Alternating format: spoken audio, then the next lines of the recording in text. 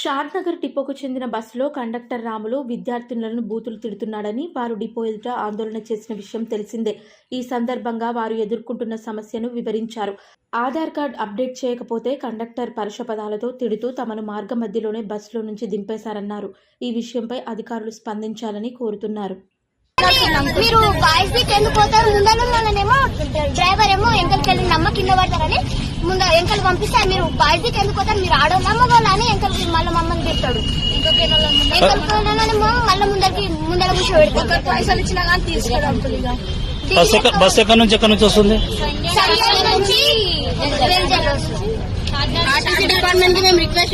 నా పేరు సమరి, నేను 10th క్లాస్ చదువుతున్నా. సంఘం నుంచి వెల్జేలకు వస్తే ఆ అంకుల్ రోజు తింటారు. ఆధార్ కార్డ్ చిన్న ఉన్నాయి, బస్సులకి వెళ్ళి దింపేసిండు. ఏంటి నువ్వు చదువుకోనికే పోతున్నావా, గాడులు గాయనికే పోతున్నావా అని చెప్తుండు. మధ్యలో బస్సు ఆపుతుండు, కండ దగ్గర బస్సు ఆపి అందరినీ ఇడుతుండు.